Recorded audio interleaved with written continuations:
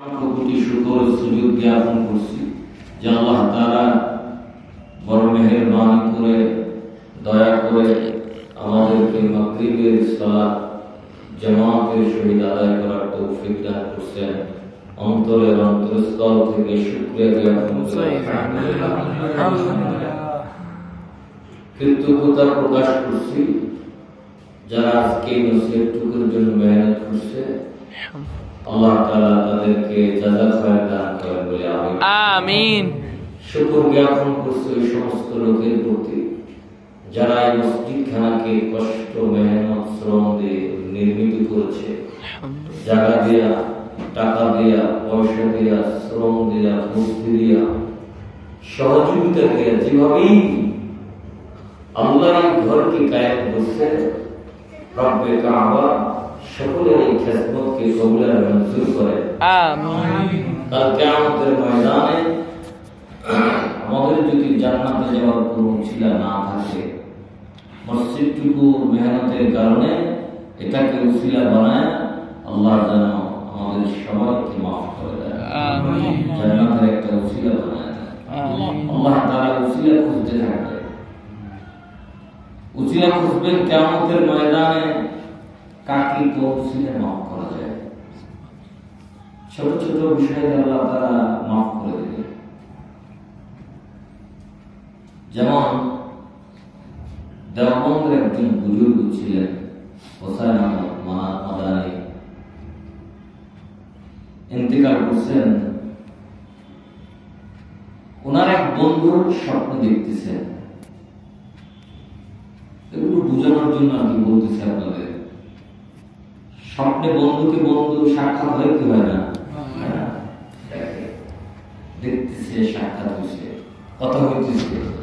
আল্লাহ তাআলা আপনার সাথে কি ব্যবহার করছেন, আল্লাহ তাআলা আমাকে মাফ করছেন, কোন নেক আমলের উসিলা আপনাকে মাফ করছেন, আমরাও সেটা বেশি করতাম। উনি বলছে, আরে জীবনে কত হাদিস পড়াইলা, কত তাফসীর করলা, কত ছাত্র পড়াইলা, এগুলোর জন্য আল্লাহ তাআলা মাফ করেন না, ছোট একটা উসিলা দিয়ে আমাকে মাফ করছেন। সেটা কি? বলে আমি একদিন প্রচন্ড ক্ষুধার্ত ছিলাম, সফরে ছিলাম, তো বাড়িতে আসছি, মনে হয়েছে কি পেট ভরে খাবো। যখন আমি খেতে বসলাম, লোকমা যখন মুখে দিলাম, দেখতেছি প্রচন্ড লবণ হয়েছে তরকারিতে, যা মুখে দেওয়া যায় না, এত পরিমাণ লবণ হয়েছে। কিন্তু স্ত্রী পাশে বসে আমাকে বাতাস করতেছে, গরমের দিনে জিজ্ঞেস করতেছে, স্বামী গো আমার রান্না বান্না কেমন হয়েছে? আমি চিন্তা করলাম, বেচারি সকাল থেকে এত কষ্ট মেহনত করে রান্না বান্না করছে আমার জন্য, যদি বলি ভালো হয় না, অনেক কষ্ট পাবে, আমি তাকে কষ্ট দিতে চাই। আমি বললাম, কষ্ট হইতেছে খাইতে, লবণ প্রচন্ড, তারপর কষ্ট হইতেছে, খাইতেছি আর হাসি মুখে বলতেছি আলহামদুলিল্লাহ, অনেক ভালো হয়েছে।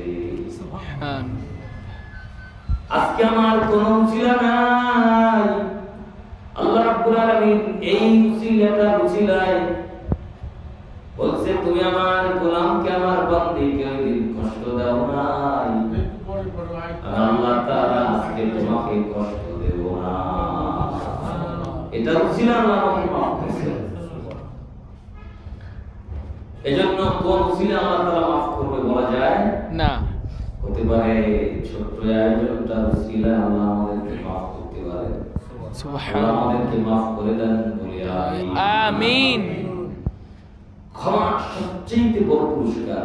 দুই সিজদার মাঝখানে আমরা একটা দোয়া করি, জি, দুই সিজদার মাঝখানে এক সিজদা দিয়ে উঠে বসছেন, এসব একটা দোয়া আছে, জানেন তো সবাই? সবাই জানে? জি। দোয়াটা হলো আল্লাহুম্মা গফিরলি ওয়ারহামনি ওয়াহদিনি ওয়াআফিনি ওয়ারযুকনি ওয়ারফা'নি ওয়াজবুরনি। 7টা বিষয় চাওয়া হয়েছে। কয়টা? খুব গুরুত্বপূর্ণ 7টা বাদ দিলাম, 5টার কথা বলি। 5টা জিনিস আল্লাহর কাছে চাওয়া হয়েছে। দুই সিজদার মাঝখানে। এক নম্বর আল্লাহুম্মা গফিরলি, আল্লাহ আমাকে মাফ করিয়া দেন। বলেন যার 20 বছর সাজা হয়েছে তাকে যদি কোর্ট থেকে বলেন তোমাকে মাফ করে দেওয়া হয়েছে, সে কি পরিমাণ খুশি হয়। এর চেয়ে কি তার বড় পুরস্কার আছে? আমরা যে পরিমাণ গুনাহ করছি, হাজার হাজার বছরের জাহান্নাম প্রস্তুত হয়ে আছে আমাদের জন্য।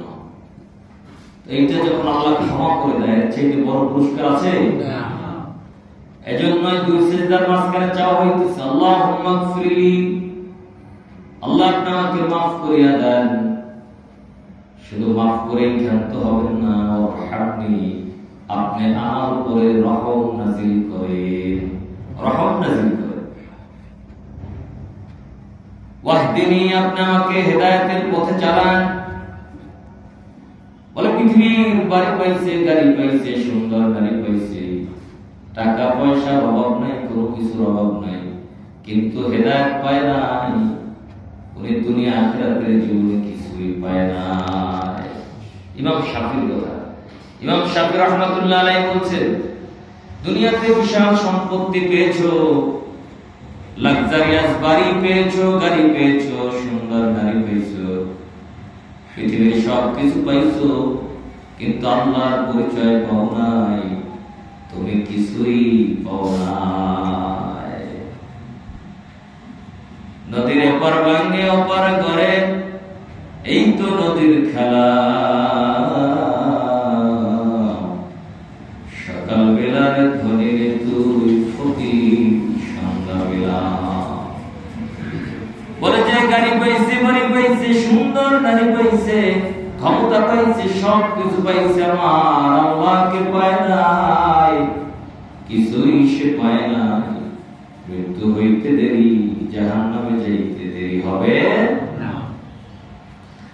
দুনিয়াতে বাড়ি পায় নাই, গাড়ি পায় নাই, সুন্দর গাড়ি পায় নাই, কিছুই পায় নাই, কোন রকম জীবন যাপন করে, কিন্তু আল্লাহর পরিচয় পাইছে, 5 বেলা আল্লাহকে সিজদা দেওয়ার তৌফিক পাইছে, আল্লাহকে রাজি খুশির জন্য সব সময় চেষ্টা করে।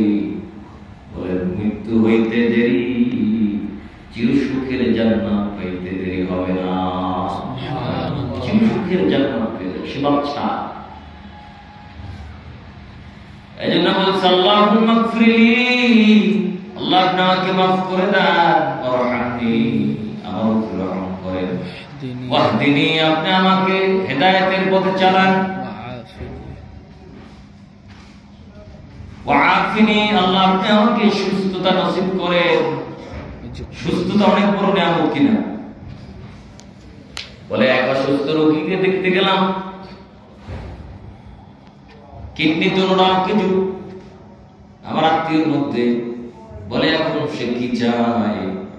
বলে এখন টাকা চাই না, পয়সা চাই না, কিছুই চাই না, আমি আমার মালিকের কাছে একটু সুস্থতা চাই। আমি উঠে বসতেও পারি না, দাঁড়াইতে পারি না, হাঁটতে